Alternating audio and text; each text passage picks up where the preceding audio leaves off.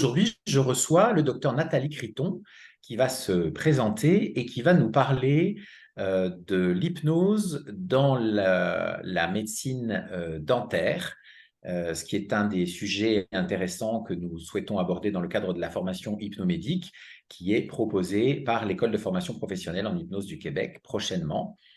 Donc, bonjour Nathalie. Bonjour Christophe. Est-ce que tu peux Euh, te présenter un petit peu pour les gens qui nous regardent?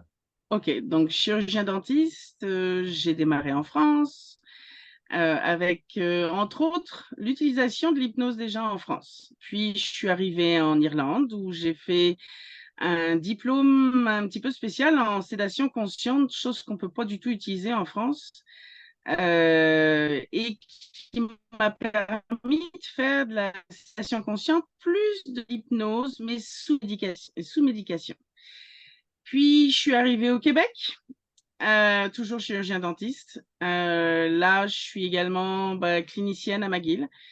J'ai l'honneur d'être une KOL depuis peu et également, je fais partie des 50 meilleurs, enfin, j'ai été nommée dans les 50 meilleurs dentistes au monde, ce qui est très honorable. Mais bon, Félicitations, bref, bravo, effectivement. merci, Est-ce que merci. tu peux juste nous expliquer ce que c'est qu'une KOL pour les gens qui nous écoutent et qui sont peut-être pas très familiers avec cet acronyme et sa signification? Key Opinion Leader, c'est, en fait, on est comment est-ce que je pourrais dire ça? Les gens qui ont les influenceurs, hein, au Les niveau leaders d'opinion, dentaire. si on traduit mot C'est à ça, mot, c'est quand même leader d'opinion, effectivement, c'est d'accord. ça. Au niveau dentaire, moi, au niveau particulier du 3D, de tout ce qui est développement 3D, de tout ce qui est implantologie. C'est pour ça que je me sers pas mal de sédation. D'accord. Et c'est pour ça aussi que l'utilisation de l'hypnose peut être efficace dans mon métier parce qu'on parle de chirurgie Alors justement, et de cicatrisation. quelle est ton opinion et ton positionnement par rapport à l'utilisation de l'hypnose dans le cadre de la chirurgie dentaire que tu pratiques? Et quelles sont peut-être aussi les perspectives? Quelle est la situation actuelle et quelles seraient peut-être les perspectives de développement de l'hypnose en utilisation en chirurgie dentaire? La chirurgie dentaire, c'est quelque chose de très stressant pour les patients. Les patients voient, on travaille au niveau de la tête, donc c'est rare qu'on ait des patients qui soient complètement neutres et complètement calmes chez nous. Bon, donc Entendu? dès qu'on va parler de chirurgie, on a toujours des notions de oui, mais est-ce que ça va faire mal, docteur? Puis ça fait plein de bruit, ça peut être même vibrant. Des bruits Donc qui résonnent dans la tête, automatiquement, on en va fait? Ouais, dans la tête, tout à fait. d'accord. Donc, on va avoir tendance, même chez des gens qui ne sont pas phobiques ou anxieux, à aller faire des chirurgies plus avec des calmants ou avec de la sédation. Alors, moi, c'est de la sédation par IV, mais également, ça peut être de l'hypnose. Et puis souvent, moi, je vais mélanger en fait ma sédation consciente médicamentée avec de l'hypnose pour faire que les séances d'après soient plus calmes. Ça, c'est, puis que les patients soient mieux, soient plus détendus. Puis la deuxième des choses, c'est que, en fait, l'expérience m'a montré, puis j'ai eu un de mes patients qui a été le plus fantastique là-dessus, qu'avec de l'auto-hypnose, hein, les patients peuvent cicatriser beaucoup mieux dans des conditions beaucoup plus favorables et surtout beaucoup plus rapidement. Donc, en Tu fait, as un quand exemple, pardon, tu as eu un exemple particulier j'ai eu, dans c'est ta ça, patientèle, d'accord. Mhm. totalement. Bon, maintenant, c'est pas évident. On rencontre pas beaucoup de patients qui sont capables de s'auto-hypnotiser. Mhm. Mais l'auto-hypnose, hein, au fur et à mesure des séances et chez lui, a fait qu'il a réussi à cicatriser beaucoup plus rapidement. Puis en fait, on a gagné un gros mois de cicatrisation, ce qui était quand même pas Ah, mal. c'est énorme, effectivement, Oui, oui, tout à ce fait. qui était pas mal. Bon, donc c'est vrai que l'hypnose a quand même un impact sur l'être humain qui est présent, ça c'est certain, que ce soit chez les personnes anxieuses ou non, ou chez les personnes phobiques ou non.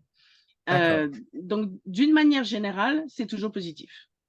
Donc, est-ce qu'on peut définir, je vais faire un petit peu le rapprochement avec des modules qui sont proposés par Hypnomédic dans le cadre de cette formation de l'École de formation professionnelle en hypnose du Québec, que vous retrouverez sur le site efphq.com. Est-ce qu'on peut parler, par exemple, est-ce que tu considères que tu pratiques de l'hypnose conversationnelle dans le cadre Oui, professionnel? tout à fait. Et puis moi, ce n'est que de l'hypnose conversationnelle. D'accord. C'est pas du tout, je veux absolument rien avoir dans une autre hypnose parce que, un, je suis pas du tout qualifiée dedans. Mhm. Deux, je pense que en tant que dentiste, quand on n'est pas qualifié, ben ça peut entraîner peut-être des problèmes, hein. Donc, Bien faut sûr. rester euh, très sécuritaire pour les patients Et prudent. et prudent, ça c'est clair, hein. Tout le monde ne peut pas faire n'importe quoi à n'importe quel moment.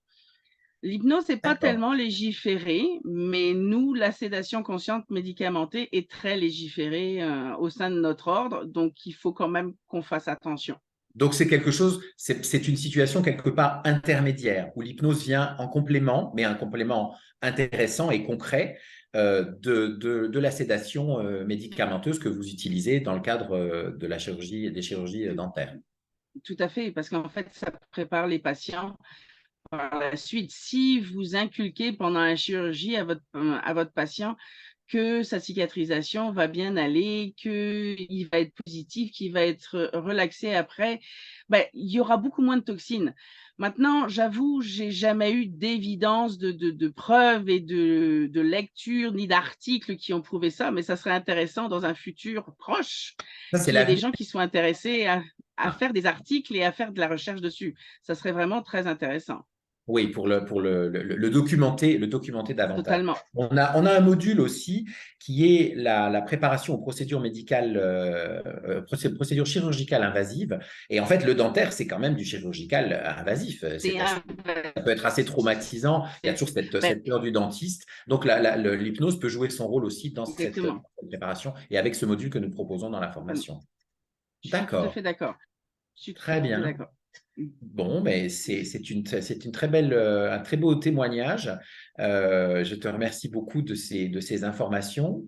Et puis, nous allons donc continuer à explorer les différentes propositions qui sont faites par Hypnomédic. Je rappelle également aux gens qui nous regardent que vous avez la possibilité, en regardant sur le site efphq.com, de retrouver en plus les rencontres internationales de l'hypnose sous l'onglet RIH.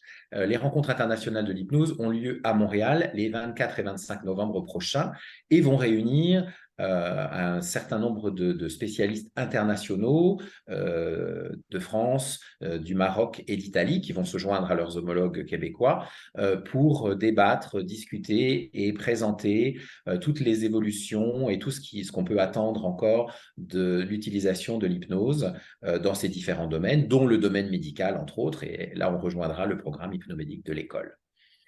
Merci beaucoup, Nathalie, de ce témoignage De rien. et de m'avoir accordé un petit peu de temps aujourd'hui. Et je te souhaite une très, très bonne journée et au plaisir de te voir bientôt. Merci, toi aussi. Au revoir. Merci, à bientôt. Au revoir. Bientôt. Au revoir.